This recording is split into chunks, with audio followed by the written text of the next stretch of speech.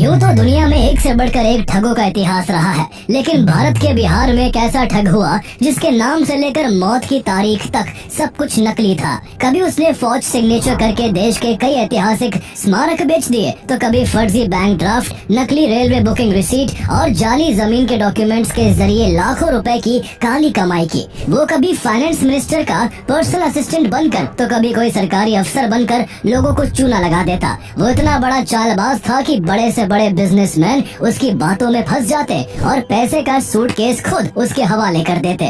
उसकी ठगी की प्लानिंग इतनी जबरदस्त होती थी कि व्यापारी हो, नेता हो, पुलिस वाला हो, कोई विदेशी हो या फिर कोई प्रोस्टिट्यूट ही क्यों ना हो, सब उसके झांसे में आकर अपने पैसे गवा बैठते। जब वो जेल के बाहर होता तो देश भर की पुलिस उसकी तलाश में पागल रहती, और जब वो सलाखों के पीछे होता तो जेल का पूरा सिस्टम उसकी चालाकियों के आगे पानी भरता। कभी बीमारी का बहाना बनाकर, तो कभी अफसरों को चकमा देकर वो बार बार जेल से ऐसे फरार हो जाता जैसे वो वहाँ छुट्टियां मनाने आया था। वो इतना शातिर था कि एक बार जेल से बैठे बैठे पुलिस कर्मियों से ही अपने खेतों की खुदाई करवा डाली थी ताकि उसकी पत्नी फसल बो सके। देश के पहले प्रेसिडेंट डॉक्टर राजेंद्र प्रसाद और वो ठग दोनों एक ही जगह से ताल्लुक रखते थे। दोनों ने वकालत की पढ़ाई की थी, लेकिन एक देश का गौरव बने और दूसरा सदी का सबसे बड़ा ठग बन बैठा। उस ठग के फ्रॉड का अंदाज इतना अनोखा था कि उसके किरदार से इंस्पायर होकर अमिताभ बच्चन की मिस्टर नटवरलाल, अभिषेक बच्चन और रानी मुखर्जी की बंटी और बबली और इमरान हाशमी की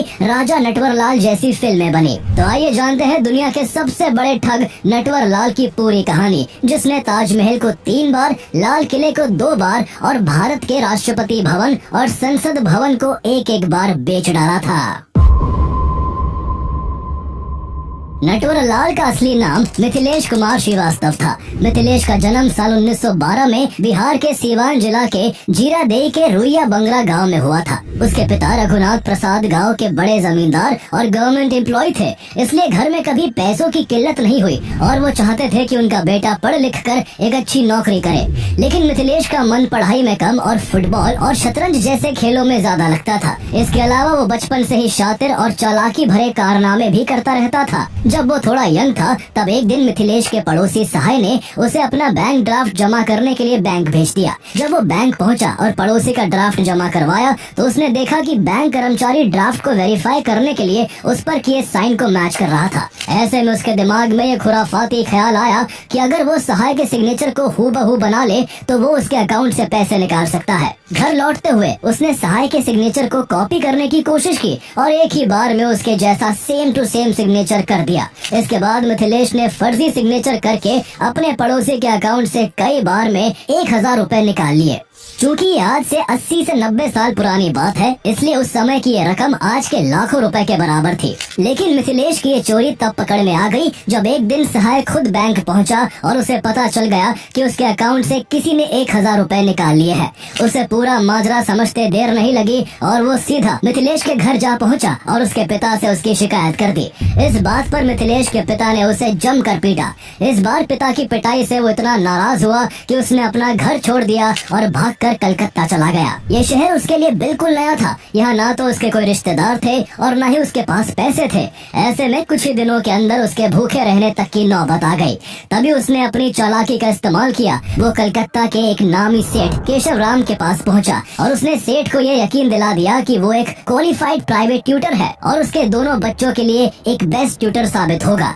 सेठ केशव राम उसकी बातों में आ गया और उसे 30 रुपए की मंथली सैलरी पर ट्यूटर रख लिया। एक अनजान शहर में रहने और खाने का इंतजाम हो जाने के बाद मिथिलेश ने अपनी स्टडीज को आगे बढ़ाने का फैसला किया। चूँकि वो उस समय तक 12th तक की पढ़ाई कर चुका था, इसलिए उसने कलकत्ता यूनिवर्सिटी में बैचलर ऑफ कॉमर्स में एडमिशन ले लिया। एक दिन अर्जेंट कुछ बुक्स के लिए उसने सेठ से एडवांस पैसे मांगे, लेकिन सेठ ने पैसे देने से मना कर दिया। इससे नाराज होकर उसने सेठ के बच्चों को पढ़ाना छोड़ दिया और फर्जी डॉक्यूमेंट्स के जरिए उसी स्कूल में टीचर की जॉब हासिल कर ली जहाँ सेठ के बच्चे पढ़ते थे। ये देखकर सेठ को बड़ा मलाल हुआ। उसने तुरंत उससे माफी मांगी और अपने बच्चों को हायर सैलरी पर पढ़ाने का प्रस्ताव दिया, जिसे मिथिलेश ने एक्सेप्ट कर लिया। वो मन ही मन अपनी चालाकी पर मुस्कुरा रहा था। इसके बाद उसने सेठ का इतना विश्वास जीत लिया कि सेठ उसकी हर बात पर भरोसा करने लगा। इसी का फायदा उठाकर मिथिलेश ने एक बड़ी ठगी की प्लानिंग शुरू की। उस सेठ का कपड़ों का बिजनेस था और उन दिनों वहाँ के बाजार में कपड़े की भारी कमी थी।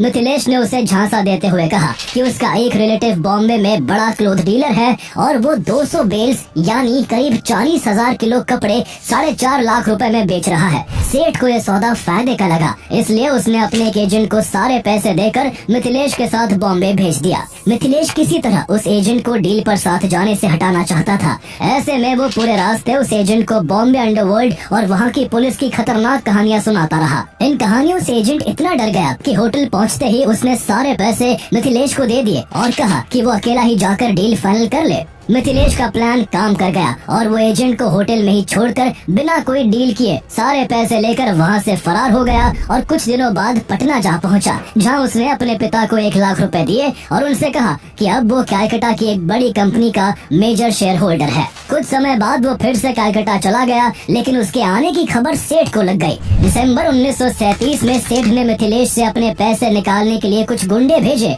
पकड़े जाने पर मिथिलेश ने सेठ को झूठी कहानी सुना दी कि बॉम्बे में पुलिस उसके पीछे पड़ गई थी, इसलिए उसे पैसा छोड़कर भागना पड़ा। लेकिन इस बार सेठ उसकी बातों में नहीं आया और उसे 4 दिन के अंदर पैसे न लौटाने पर जान से मारने की धमकी दे दी। इस बार मिथिलेश ने बचने के लिए पुलिस का सहारा लिया और उसने कैलकाटा के बड़ा बाजार पुलिस स्टेशन में सेठ के खिलाफ कंप्लेंट कर दी और उसकी काली कमाई की सारी जानकारी दे दी। इस तरह उसने सेठ से न सिर्फ बड़ी रकम ठगी बल्कि उल्टा उसे केस में भी फंसा दिया। इसके बाद उसका हौसला और बढ़ गया और वो इलाके की प्रोस्टिट्यूट्स को निशाना बनाने लगा। वो ग्राहक बनकर उनके पास जाता और उन्हें नकली शराब पिलाकर बेहोश कर देता और फिर उनके पैसे और ज्वेलरी लेकर 9-2-11 हो जाता। 1937 ही वो साल था जब मिथिलेश पहली बार कैलकाटा पुलिस की नजरों में आया, क्योंकि उसने फॉर्ज डॉक्यूमेंट्स का इस्तेमाल कर मेटकॉर्प स्ट्रीट पर पड़े करीब 9 टन सरकारी लोहे को बेच दिया था। ऐसे में पुलिस उसके पीछे हाथ धोकर पड़ गई और उसे अरेस्ट करके जेल में डाल दिया। इस बार उसे 6 महीने की जेल काटनी पड़ी, लेकिन मिथिलेश पर इसका कोई खास असर नहीं पड़ा। उसने ठगी को ही अपनी जिंदगी का असली मकसद बना लिया था और जल्द ही उसे ठगी के इस काम में एक ऐसा नया नाम मिलने वाला था जो आगे चलकर ठगों के लिए एक मुहावरा बन गया।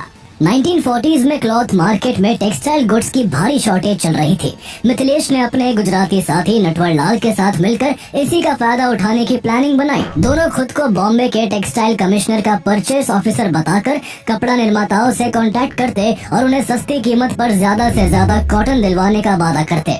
वो नकली रेलवे रिसीट दिखाकर उनसे कहते कि माल उत्तर प्रदेश के आजमगढ़ स्टेशन पर डिलीवर होगा और वो लोग वहीं से इसे कलेक्ट कर ले। कपड़े की कमी से परेशान कई मैन्युफैक्चरर्स दोनों के फेंके जाल में फंस जाते और एडवांस में बड़ी रकम दे देते। लेकिन जब मैन्युफैक्चरर्स अपना माल लेने आजमगढ़ स्टेशन पहुंचते तो उन्हें वहां कुछ नहीं मिलता। हालांकि ये खेल ज्यादा दिन तक नहीं चल सका और एक दिन पुलिस ने छापा मारकर मिथिलेश को पकड़ लिया, लेकिन उसका गुजराती साथी नटवर लाल किसी तरह वहां से भाग निकला।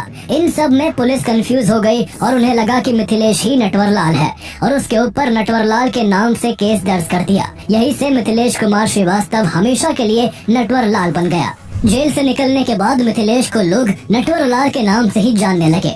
इतनी कम उम्र में कई बार जेल जाने के बाद भी उसकी आदतें नहीं बदली। अब वो काफी कम पैसों में रेलवे वैगन्स बुक करके फर्जी रेलवे रिसीट्स बनाकर व्यापारियों को चूना लगाने लगा। एक बार उसने एक बिजनेसमैन को कंसाइनमेंट भी भेजा, लेकिन जब उसने उसे घर ले जाकर खोला तो उसमें उनके माल के बजाय ईंट और पत्थर निकले। इसके बाद नटवर लाल ने फॉर्ज्ड बैंक चेक्स के जरिए भी कई लोगों को लाखों का चूना लगाया। उसका तरीका काफी सिंपल था। वो जिस भी शहर में जाता वहाँ पहले किसी रेप्यूटेड बैंक में अपना अकाउंट खुलवाता, फिर ज्वेलरी शॉप से कम दाम की चीजें जेन्युइन चेक से खरीदकर दुकानदारों का भरोसा जीत लेता। इस तरह जब वो अपना जाल बुन लेता, उसके बाद वो अपने अकाउंट से सारा पैसा निकाल लेता और फिर कई ज्वेलरी शॉप से महंगे गहने खरीदकर उनका पेमेंट बाउंस होने वाले चेक से कर देता। जब दुकानदार चेक लेकर बैंक पहुंचते तब उन्हें पता चलता कि वो जिसका चेक लेकर आए हैं उसका बैंक अकाउंट खाली है। इस तरह जब तक उन्हें नटवर लाल के फ्रॉड का पता लगता तब तक वो सारे गहने लेकर चंपत हो जाता। ऐसे कई लोगों को चूना लगाने के बाद नटवरलाल उत्तर प्रदेश के मुजफ्फरनगर पहुंचा। यहाँ उसने खुद को बॉम्बे का बड़ा बिजनेसमैन लक्ष्मी नारायण बताकर लोगों को ठगना शुरू कर दिया। उसने यहाँ एक शुगर कंपनी के मैनेजर एलन मित्तल से 82,000 की खांड सारी चीनी खरीदने की डील की और इसे बॉम्बे के एक एड्रेस पर भेजने को कहा। भरोसा जीतने के लिए उसने 4,000 रूपए एडवांस भी दिए, जिसके बाद मित्तल ने उसके बताए एड्रेस पर पूरा माल भेज दिया। लेकिन इसके बाद नटवरलाल मित्तल के बाकी पैसे दिए बिना ही बॉम्बे भाग गया और सारी चीनी बॉम्बे शुगर मर्चेंट्स एसोसिएशन के प्रेसिडेंट मोहन गुरनानी को बेच दी, जिससे उसे 60,000 रूपए मिले। इस तरह नटवरलाल को पूरे सौदे में कुल 56,000 रूपए का फायदा हो गया और नटवरलाल इस ठगी को अंजाम देकर हमेशा की तरह किसी दूसरे शिकार की फिराक में किसी दूसरे शहर जा पहुंचा।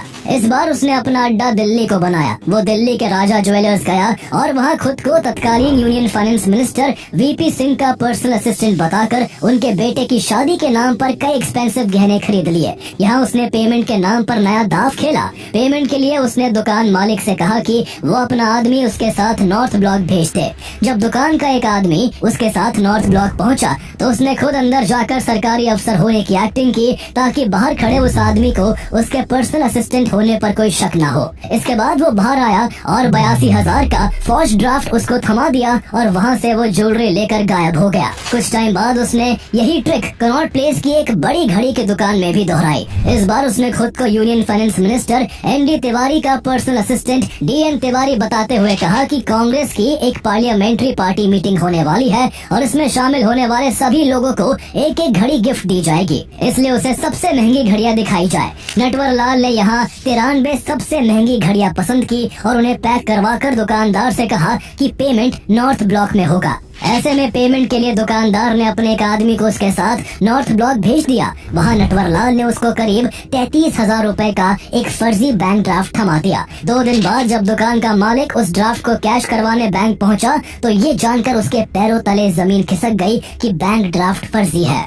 नटवरलाल का दिमाग इतना तेज था कि वो एक ही ट्रिक को थोड़े बहुत ट्विस्ट देकर अलग अलग शहरों में आजमाता और हर बार दुकानदारों को चूना लगा देता। जहां वाराणसी में उसने डिस्ट्रिक्ट जज अंबिका पांडे बनकर करीब 25,000 की घड़ियां चुराई, तो वही शाहजहांपुर के एक वॉच डीलर से 48 घड़ियां लेकर फरार हो गया। कानपुर के सदर बाजार में उसने अपने रुतबे से दुकानदार को ऐसा इम्प्रेस किया कि उसने उसे अपनी एक 83 घड़ियां वाली VIP सूटकेस ही सौंप दी। लेकिन आखिर कब तक एक ही ट्रिक उसके काम आती। अगले महीने जब वो इसी तरह की कहानी लेकर गोरखपुर के एक और वॉच डीलर के पास पहुंचा तो दुकानदार ने तुरंत चाल भांप ली। उसने उल्टा नटवरलाल को अपनी बातों में उलझाया और फौरन पुलिस बुलाकर उसको अरेस्ट करवा दिया। लेकिन हमेशा की तरह वो कुछ ही समय बाद जेल से भाग निकला। कहा जाता है कि नटवरलाल के शिकार सिर्फ छोटे दुकानदार ही नहीं थे, बल्कि उसने अपने हुनर से टाटा, बिरला और अंबानी तक को ठगा था। वो कभी जरूरतमंद तो कभी समाज सेवी बनकर उनके पास पहुंचता और बड़े बड़े डिमांड ड्राफ्ट्स और चेक्स लेकर फरार हो जाता।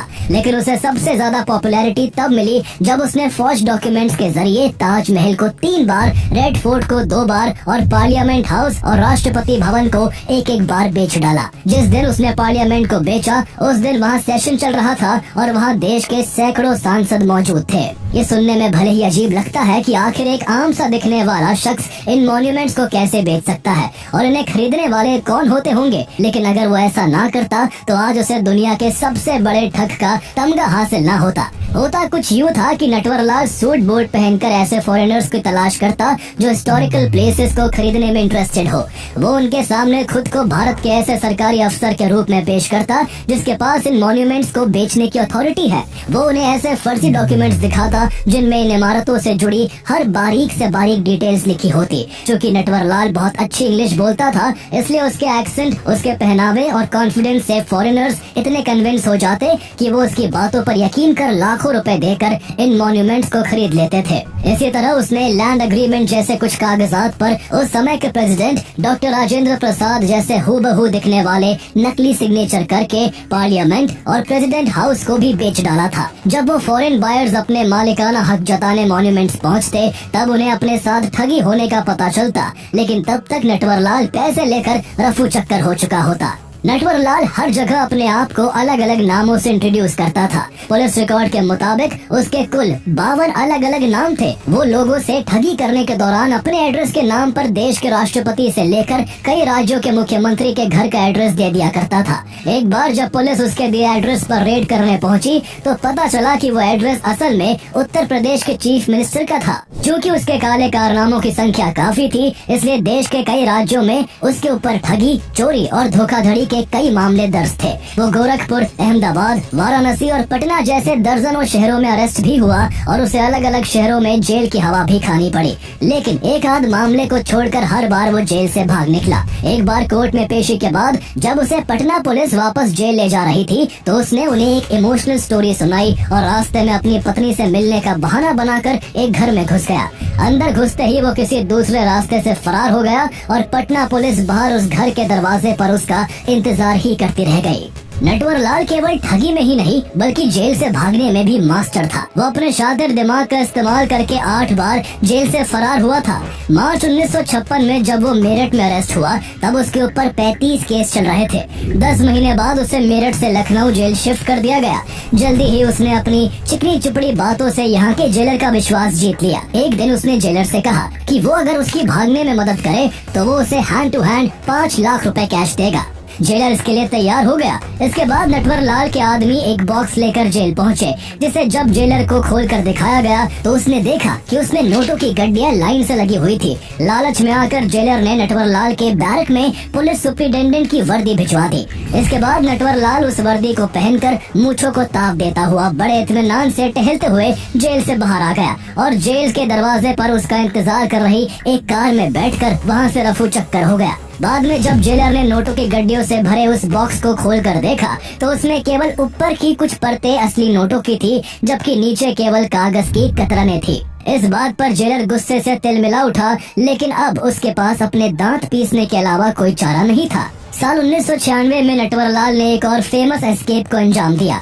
उन दिनों वो कानपुर जेल में बंद था और उसकी उम्र 84 साल हो चुकी थी। पैरों में सीरियस प्रॉब्लम की वजह से वो बिल्कुल भी चल फिर नहीं पाता था। जब भी उसे कहीं ले जाना होता पुलिस वाले उसे व्हील चेयर पर बैठा कर ले जाते। इस दौरान वो कुछ और बीमारियों से भी जूझ रहा था। कानपुर जेल अथॉरिटीज ने कई बार उसका ट्रीटमेंट भी करवाया, लेकिन उसकी हेल्थ में कोई खास इम्प्रूवमेंट नहीं हुआ। इसके बाद नटवर लाल ने जेल प्रशासन को एक चिट्ठी लिखकर गुजारिश की कि वो अपने पैरों का इलाज दिल्ली के किसी अच्छे अस्पताल में करवाना चाहता है। जेल प्रशासन ने इजाजत दे दी और 2 पुलिसकर्मी उसे ट्रेन से लेकर न्यू दिल्ली स्टेशन पहुंच गए। क्योंकि वो चल फिर नहीं सकता था, इसलिए पुलिस वाले उसे ट्रेन से उतारकर व्हील चेयर पर बैठाकर स्टेशन के एग्जिट गेट तक लेकर आए। इसके बाद एक पुलिस वाला व्हील चेयर वापस जमा करने चला गया और दूसरा नटवर लाल के पास खड़ा रहा। मौका देखकर नटवर लाल ने उस पुलिस वाले से कहा कि मुझे चाय पीने का बहुत मन हो रहा है, प्लीज एक कप चाय पिला दो। पहले तो पुलिस वाले ने मना किया, लेकिन बार बार कहने पर वो ये सोचकर चाय लाने चला गया कि ये तो चल फिर भी नहीं सकता। लेकिन जब वो चाय लेकर लौटा तो उसके होश उड़ गए। नटवर लाल वहाँ से गायब हो चुका था। चारों तरफ उसकी खूब खोजबीन की गई, लेकिन नटवर लाल का कोई सुराग नहीं मिला। दोनों पुलिस वाले हैरान थे कि जो शख्स कुछ मिनट पहले तक व्हील चेयर से हिल तक नहीं पा रहा था वो अचानक गायब कैसे हो गया। नटवर लाल ने अपनी जिंदगी में सैकड़ों फ्रॉड्स किए थे और उसके ऊपर 100 से ज्यादा मुकदमे चल रहे थे। इनमें से सिर्फ 9 मामलों में कोर्ट ने फैसला सुनाया, जिसमें उसे 113 साल की सजा सुनाई गई थी। लेकिन असल में नटवर लाल अपने चालाक दिमाग की वजह से केवल 20 साल ही जेल में रहा। फ्रॉड करने और जेल से एस्केप करने के अलावा नटवर लाल अपनी हाजिर जवाबी के लिए भी काफी मशहूर था। एक बार कानपुर की एक अदालत में जब उसकी पेशी हुई तो जज ने उससे पूछा, तुम इतनी सफाई से ठगी कैसे कर लेते हो? नटवर लाल बोला, जज साहब क्या आपके पास 1 रुपया है? जज साहब ने हैरान होकर पूछा, क्यों? नटवर लाल ने कहा, आप दीजिए तो सही, फिर सब बताऊंगा। जज साहब ने क्यूरियोसिटी में उसे 1 रुपया दे दिया। इसके बाद नटवर लाल ने वो रुपया अपनी जेब में रख लिया और मुस्कुराते हुए बोला, बस जज साहब, मैं हर ठगी कुछ ऐसे ही किया करता हूँ। मैं तो बस लोगों से चीजें मांगता हूँ और लोग खुद ब खुद मुझे दे देते हैं। उसकी बात सुनकर कोर्टरूम में सब लोग ठहाके लगाकर हंसने लगे और जज साहब के चेहरे पर भी मुस्कुराहट तैर गई। इसी तरह एक बार जब वो वाराणसी की जेल में बंद था तो इंडिया टुडे के एक रिपोर्टर ने उसका 2 घंटे का एक इंटरव्यू लिया। रिपोर्टर ने नटवर लाल से पूछा, आप इस बार कैसे पकड़े गए? नटवर लाल ने कहा, इस बार भी मुझे पूरा कॉन्फिडेंस था कि मैं नहीं पकड़ा जाऊंगा, लेकिन शायद भगवान की मर्जी कुछ और थी। आगे जब रिपोर्टर ने उससे पूछा, क्या आप भगवान में विश्वास करते हैं? नटवर लाल बोला, हाँ, जब भी मैं मुसीबत में होता हूँ तो भगवान को याद करता हूँ और भगवान खुद मेरे सामने प्रकट होकर मेरी मदद करते हैं। आगे रिपोर्टर ने पूछा, आप हर बार जेल से कैसे भाग जाते हैं? इस बार नटवर लाल बोला, मैं कभी जेल से भागता नहीं हूँ, बल्कि पुलिस वाले खुद मेरे लिए गेट खोल देते हैं और कहते हैं आप यहाँ से चले जाइए। आगे रिपोर्टर ने पूछा, क्या आपने अपने ऊपर बनी अमिताभ बच्चन की फिल्म मिस्टर नटवर लाल देखी है? इस बार नटवर लाल को हंसी आ गई और वो हंसते हुए बोला, जब फिल्म का असली हीरो मैं ही हूँ तो अपनी ही कहानी क्यों देखने जाऊँ? लेकिन हाँ, मैं इस फिल्म के डायरेक्टर और प्रोड्यूसर्स पर डेफेमेशन का केस जरूर करूंगा, क्योंकि उन्होंने इसे बनाने से पहले मेरी परमिशन नहीं ली। नटवर लाल एक बार लखनऊ की सेंट्रल जेल में बंद था। उसकी पत्नी उसे हर महीने एक चिट्ठी लिखा करती, जिसमें वो अपने खेतों में जुताई के लिए पैसे न होने की समस्या बताती, लेकिन नटवर लाल किसी भी खत का जवाब नहीं देता था। जेल के नियमों के अनुसार जब भी नटवर लाल की पत्नी की चिट्ठी आती तो पहले जेल एडमिनिस्ट्रेशन उसे पढ़ता था, फिर नटवर लाल को देता था। ये सिलसिला 7-8 महीनों तक चला और नटवर लाल की पत्नी उसे 7-8 खत लिख चुकी थी, लेकिन उसने कोई जवाब नहीं दिया। जेलर को यह बात बड़ी अजीब लगी और अगली बार जब नटवर लाल की पत्नी की चिट्ठी आई तो जेलर खुद उसे चिट्ठी देने पहुंचा और नटवर लाल से पूछा, तुम्हारी पत्नी खेत न जोत पाने की समस्या बार बार लिख रही है, लेकिन तुम कभी जवाब क्यों नहीं देते? नटवर लाल मुस्कुराया और बोला, ठीक है साहब, अगर आप कह रहे हैं तो इस बार जवाब जरूर दूंगा। इसके बाद नटवर लाल ने पत्नी के लिए एक खत लिख दिया, लेकिन जब जेलर ने वो खत पढ़ा तो उसके होश उड़ गए। उसमें नटवर लाल ने अपनी पत्नी को लिखा था, तुम परेशान मत होना, मैं जल्दी ही जेल से बाहर आ जाऊंगा। अगर पैसों की जरूरत हो तो खेत में सोने चांदी के कुछ गहने और पैसों से भरा एक बक्सा मैंने गाड़ दिया है, उसे निकाल लेना और उससे अपना खर्चा चला लेना। इतना पढ़ते ही जेल एडमिनिस्ट्रेशन हरकत में आ गया, क्योंकि उसके ऊपर पहले से ही लूट और ठगी के सैकड़ों आरोप थे। इसलिए पुलिस को भी लगा कि हो सकता है उसने अपनी ठगी का सारा पैसा जमीन में गाड़ कर रखा हो। जल्दी ही पुलिस नटवर लाल के गांव पहुंची और उसके बताए खेत की खुदाई शुरू कर दी। सुबह से शाम हो गई, लेकिन वहां उन्हें कुछ नहीं मिला। इसके बाद थक हार कर पुलिस वापस लौट गई। कुछ महीने बाद नटवर लाल की पत्नी का एक और लेटर जेल पहुंचा, जिसमें उसने लिखा था, मेरे खेतों की इतनी अच्छी जुताई के लिए बहुत बहुत धन्यवाद जेलर साहब, इस बार की फसल तो बहुत ही कमाल की हुई है। भले ही नटवर लाल दुनिया की नजरों में एक ठग था, लेकिन उसके गांव के लोग उसे एक बहुत ही समझदार, इज्जतदार और मददगार इंसान मानते थे। अपने गांव के लोगों के लिए नटवर लाल कोई क्रिमिनल नहीं, बल्कि एक रॉबिन हुड टाइप इंसान था, जो अमीर लोगों से पैसा लूटकर गरीबों की मदद करता था। गांव वाले उसकी इतनी इज्जत करते थे कि जब एक रिपोर्टर उसके बारे में ज्यादा जानकारी लेने उसके गांव पहुंचा तो एक आदमी ने उससे कहा, भाई साहब, उनका नाम इज्जत से लीजिए और उन्हें नटवर लाल नहीं, मिस्टर नटवर लाल कहिए। नटवर लाल के गांव वालों के अनुसार वो आखिरी बार 3 गाड़ियों के साथ गांव आया था। तब उसने एक बड़ा टेंट लगवाकर पूरे गांव वालों के लिए भंडारा करवाया था और लौटते वक्त हर व्यक्ति को 100-100 रुपए भी दिए थे। उस दौर में 100 रुपए भी बड़ी रकम होती थी। इसके बाद नटवर लाल कभी अपने गांव वापस नहीं आया और न्यू दिल्ली रेलवे स्टेशन से भागने के बाद पुलिस के हाथ भी नहीं आ सका। इसके बाद उसके नाम को लेकर सुर्खियां तब बनी जब साल 2009 में नटवर लाल के वकील ने कोर्ट में अर्जी दी कि 25 जुलाई 2009 को नटवर लाल की डेथ हो गई है, इसलिए उसके सभी केस बंद कर दिए जाए। लेकिन जब कोर्ट ने इसकी जांच शुरू की और वेरिफिकेशन के लिए उसके भाई गंगा प्रसाद को बुलाया तो उन्होंने चौंकाने वाला जवाब दिया, आप किस नटवर लाल की बात कर रहे हैं? हमारा नटवर लाल तो 1996 में ही मर गया था। जब वो नई दिल्ली रेलवे स्टेशन से भागकर रांची पहुंचा था, तब वही एक एक्सीडेंट में उसकी मौत हो गई थी और हमने वही उसका अंतिम संस्कार भी कर दिया था। हालांकि जांच के लिए कुछ सरकारी लोगों ने रांची जाकर इसकी भी पुष्टि करने की कोशिश की, लेकिन उसकी मौत की बात तब भी कंफर्म नहीं हो सकी। इस तरह नटवर लाल की मौत की तारीख और वजह दोनों आज तक एक राज ही है।